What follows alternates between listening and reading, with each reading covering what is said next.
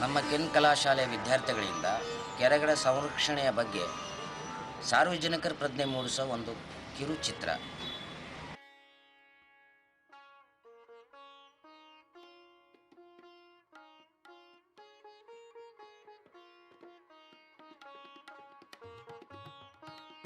ಬೆಂಗಳೂರು ಒಂದು ಕಾಲದಲ್ಲಿ lake city. ನೂರಾರು ಕೆರೆಗಳು ಬೆಂಗಳೂರು ನಗರಿಯನ್ನು ಉದ್ಯಾನ ನಗರಿಯನ್ನಾಗಿಸಿದ್ದವು. ಎಸಿ ಸಿಟಿಯ ಪ್ರಖ್ಯಾತಿಯನ್ನು ನೀಡಿದ್ದವು. ಕುಡಿಯುವ ನೀರನ್ನು ಒದಗಿಸುತ್ತಿದ್ದ ಕೆರೆಗಳು ಅಂದಿನ ಕಾಲದಲ್ಲಿ ಜೀವಜಲವಾಗಿದ್ದವು. ಬೆಂಗಳೂರು ಬೆಳೆಯುತ್ತಿದ್ದಂತೆಯೇ ಈ ಕೆರೆಗಳ ಮಾರಣಹೋಮ ಆರಂಭವಾಯಿತು. ಕೆರೆಗಳ ಸಮಾಧಿಯ ಮೇಲೆ ಅಭಿವೃದ್ಧಿ ಪ್ರಾರಂಭವಾಯಿತು. ಕೆರೆಗಳ ನಾಶಕ್ಕೆ ನಾಂದಿಯಾಯಿತು. ನಗರದಲ್ಲಿ ಅಂದು ಕೆರೆಗಳ ಸಂಖ್ಯೆ 1000 ದಾಟುತ್ತಿತ್ತು. ಇಂದು 100 ಕೆರೆಗಳು ಸುಸ್ಥಿತಿಯಲ್ಲಿ ಇಲ್ಲದಿರುವುದು ಕೆರೆಗಳ ನಾಶದ ಪ್ರಮಾಣಕ್ಕೆ ಕೈಗನ್ನಡಿ. ಒಂದು ಕಾಲದಲ್ಲಿ ಬೆಂಗಳೂರಲ್ಲಿ 1787 ಕೆರೆಗಳಿದ್ವಂತೆ. 1980ಯಲ್ಲಿ ಇತ್ತೀಚೆಗಷ್ಟೇ 300ಗಿಂತ ಹೆಚ್ಚಿನ ಕೆರೆಗಳು ಇದ್ವಂತೆ. ಈಗ 100 ಕೆರೆಗಳು ಕೂಡ ಇಲ್ಲ. ಒಂದು ಕಾಲದಲ್ಲಿ ಬೆಂಗಳೂರನ್ನ ಏರ್ ಕಂಡೀಷನ್ ಸಿಟಿ ಅಂತ ಕರೀತಾ ಇದ್ವಿ. ಈಗ ನೋಡಿ, ನಾವೇ ಹೇಳ್ತೀವಿ ಎಷ್ಟೊಂದು ಹೀಟು ಸಹಿಸ್ಕೊಳಕ್ಕಾಗ್ತಿಲ್ಲ ಈ ಧಗೆನಂತ. ಇದೆಲ್ಲದಕ್ಕೂ ಕಾರಣ ಕೆರೆಗಳು ನಾಶ ಆಗ್ತಿರೋದು. ಬೆಂಗಳೂರು ಅಥವಾ ಇಲ್ಲಿನ ಕೆರೆಗಳು ಎಂದ ಕೂಡಲೇ ನಗರದ ನಿರ್ಮಾತೃ ಶ್ರೀ ಕೆಂಪೇಗೌಡರನ್ನು ಸ್ಮರಿಸಿಕೊಳ್ಳಲೇಬೇಕು. ನೂರಾರು ಕೆರೆಗಳಿದ್ದ ಬೆಂಗಳೂರಿನಲ್ಲಿ ಅವುಗಳನ್ನು ಅಭಿವೃದ್ಧಿಪಡಿಸುವ ಹೊಣೆ ಹೊತ್ತ ಕೆಂಪೇಗೌಡರು 10 ಹೊಸ ಕೆರೆಗಳನ್ನು ಕಟ್ಟಿದರು. ಇದರಲ್ಲಿ ಬಸವನಗುಡಿಯಲ್ಲಿರುವ ಕೆಂಪಾಂಬುದಿ ಕೆರೆಯೂ ಒಂದು. ಕೆಂಪೇಗೌಡರು ಕಟ್ಟಿದ ಈ ಕೆರೆಯ ವ್ಯಾಪ್ತಿ 36 ಎಕರೆ. ಈ ಕೆರೆಯನ್ನು ಕಟ್ಟಬೇಕಾದ ಸಂದರ್ಭದಲ್ಲಿ ಕೆರೆಯ ಕಟ್ಟೆ ನಿಲ್ಲುತ್ತಿರಲಿಲ್ಲ. ನೀರು ಸಂಗ್ರಹವಾಗಲು ಬಲಿ ಆಗಬೇಕು ಎಂದಾಗ ಕೆಂಪೇಗೌಡರ ಮನೆತನದ ಹೆಣ್ಣು ಇಲ್ಲಿ ಜೀವ ಅರ್ಪಿಸಿಕೊಂಡಳು ಎಂಬುದು ಪ್ರತೀತಿ. ಕೆಂಪಾಂಬುದಿ ಕೆರೆಯ ಸುತ್ತಮುತ್ತ ನೋಟ ಹರಿಸಿದರೆ ಕೆಂಪೇಗೌಡರ ಕಾಲದ ಮಂಟಪಗಳು, ಅಂದು ಪೂಜೆ ಮಾಡುತ್ತಿದ್ದ ಕಲ್ಲುಗಳು, ವಿಗ್ರಹಗಳು ಕಾಣಸಿಗುತ್ತವೆ. ಇಂದು ಅವೆಲ್ಲ ಅಧೋಗತಿಗಿಳಿದಿವೆ. ಅಷ್ಟೇ ಅಲ್ಲ, ಕೆರೆ ಕೂಡ ಮಲಿನವಾಗಿದೆ. ನಮ್ಮ ಅತ್ತೆಯವ್ರ ಕಾಲದಿಂದನೂ ತಿಳಿ ನೀರೇ ಇದ್ದಿದ್ದು. ಅಗಸರು ಎಲ್ಲ ಬಟ್ಟೆ ಒಗಿತಾ ಇದ್ರು, ನಾವು ಬಟ್ಟೆ ಒಗಿತಾ ಇದ್ವಿ. ಸುಮಾರು ರೋಡ್ ಇದೆಯಲ್ಲ, ಆ ರೋಡ್ವರೆಗೂ ನೀರಿತ್ತು, ಚೆನ್ನಾಗಿ ತಿಳಿ ನೀರಿತ್ತು. ಅದು ದೇವಸ್ಥಾನ ಇದೆ ನೋಡ್ರಿ, ಆ ದೇವಸ್ಥಾನದ ಕೆಳಗಡೆ ಎಲ್ಲ ಬಯಲಿದೆಯಲ್ಲ, ಅಲ್ಲೆಲ್ಲ ತುಂಬ ಕೆರೆ ನೀರಿತ್ತು, ತುಂಬ ಚೆನ್ನಾಗಿರೋದು. ತಿಳಿ ನೀರು ಚೆನ್ನಾಗಿದ್ದಿದ್ದು ಕೆರೆ ಕೆಂಪಾಂಬುದಿ ಕೆರೆ ಅಂತ ತುಂಬ ಹೆಸರುವಾಸಿ ಆಗಿದೆ. ಅದು ಆಗ ಪುರಾತನ ಕಾಲದಿಂದನೂ ಆಯ್ತು.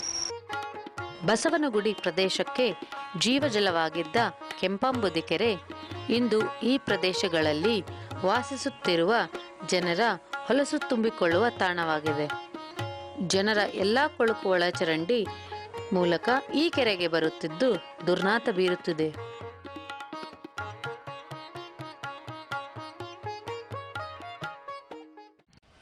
ಈ ಕೆರೆ ಬಗ್ಗೆ ಹೇಳಬೇಕು ಅಂದರೆ, ನಾವು ಅದರಿಂದ ಆಗ್ತಿರೋಂಥ ತೊಂದರೆಗಳಂದರೆ ಸೊಳ್ಳೆಗಳು ಹೆಚ್ಚಾಗಿ ಅದರಿಂದ ಚಿಕನ್ ಗುನ್ಯಾ ಅಂತ ಎಂತೆಂಥ ಇದು ಕಾಯಿಲೆಗಳೆಲ್ಲ ಬರ್ತಾಯಿತ್ತು. ತುಂಬಾ ತೊಂದರೆ ಆಗ್ತಾಯಿತ್ತು.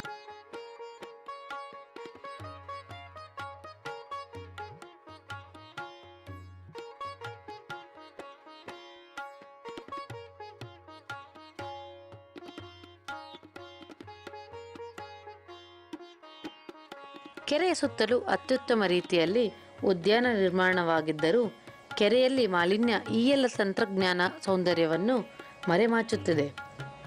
ಕೆರೆಯಲ್ಲಿ ಸಾಕಷ್ಟು ಅಡಿ ಆಳದಲ್ಲೂ ಕೊಳಕಿನ ಸಾಮ್ರಾಜ್ಯವೇ.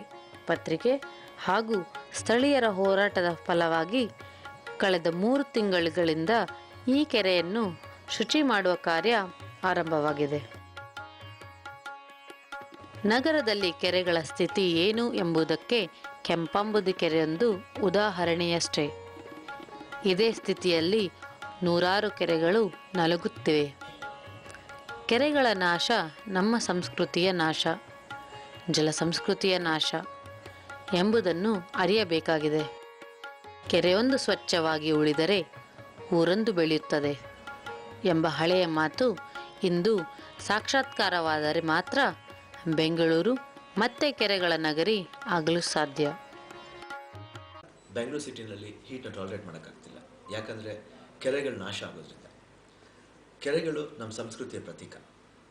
ನಮ್ಮ ಪೂರ್ವಜನರ ಸಾಲ, ಅದಕ್ಕೆ ಬಡ್ಡಿ ಸೇರಿಸಿ ನಮ್ಮ ಮುಂದಿನ ಜನಾಂಗಕ್ಕೆ ನೀಡಬೇಕು.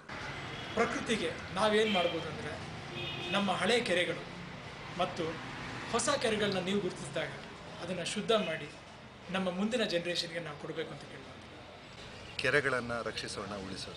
Protect nature, save water and save our lakes. Thank you. ಕೆರೆಗಳನ್ನು ಉಳಿಸಿ ಸಂರಕ್ಷಿಸಲು ನೀವೆಲ್ಲರೂ ಮುಂದಾಗೋಣ. ಬನ್ನಿ. ನಮ್ಮ ಸಂಸ್ಕೃತಿಯ ಮೂಲಾಧಾರವಾಗಿದ್ದ ಜಲ ಸಂಸ್ಕೃತಿ ಇಂದು ಮರೆಯಾಗುತ್ತಿದೆ. ಬೆಂಗಳೂರಿನಲ್ಲಿ ಜೀವಜಲವಾಗಿದ್ದ ಕೆರೆಗಳು ಇಂದು ಕೊಳಕು ಹೊಂಡಗಳಾಗಿವೆ.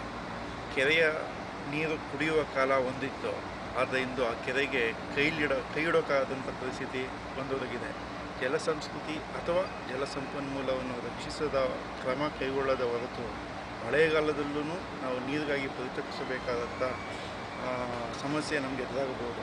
ಬೆಂಗಳೂರು ಲೇಕ್ ಸಿಟಿ ಆಗಿತ್ತು. ಆ ಲೇಕ್ ಸಿಟಿನ ಇವತ್ತು ಉಳಿಸ್ಕೊಳ್ಬೇಕು ಅಂದರೆ ಹವಾನಿಯಂತ್ರಿತ ನಗರವನ್ನಾಗಿ AC ಸಿಟಿಯಾಗಿ ಉಳಿಸ್ಕೊಳ್ಬೇಕು ಅಂದರೆ ಬೆಂಗಳೂರಿನ ಕೆರೆಗಳು ಉಳಿಬೇಕು. ಇದಕ್ಕೆ ಯುವಕರ ಒಂದು ಆಶಯ ಅಥವಾ ಹೋರಾಟದ ಒಂದು ಛಲ ಮುಂದುವರಿಬೇಕು. ಅದಕ್ಕೆಲ್ಲ ಯುವಕರು ಕೈಗೂಡಿಸಬೇಕು ಅನ್ನೋದೇ ನಮ್ಮ ಆಸೆ. ಬೆಂಗಳೂರಿನ ಕೆರೆಗಳ ಗತವೈಭವ ಸಾರುವ ಹಲವು ಕೆರೆಗಳ ಅವಶೇಷ ನಮ್ಮ ಕಣ್ಮುಂದಿವೆ. ಇವುಗಳ ದುಸ್ಥಿತಿ ನಮ್ಮ ಪರಿಸರ ನಾಶದ ಪರಿಸ್ಥಿತಿಯ ಪ್ರತೀಕ. ಜಲಕ್ಕೆ ಪ್ರಾಮುಖ್ಯ ನೀಡದ ನಮ್ಮ ಅಭಿವೃದ್ಧಿಯಿಂದ ಅಂತರ್ಜಲವೇ ಸೊರಗಿ ಹೋಗುತ್ತಿದೆ. ಕೆರೆಗಳ ನಾಶ ಬಿಂಬಿಸುವ ಈ ಸಾಕ್ಷ್ಯ ಚಿತ್ರವೇ ಜಲ ಸಂಸ್ಕೃತಿಯ ಕೊಲೆ.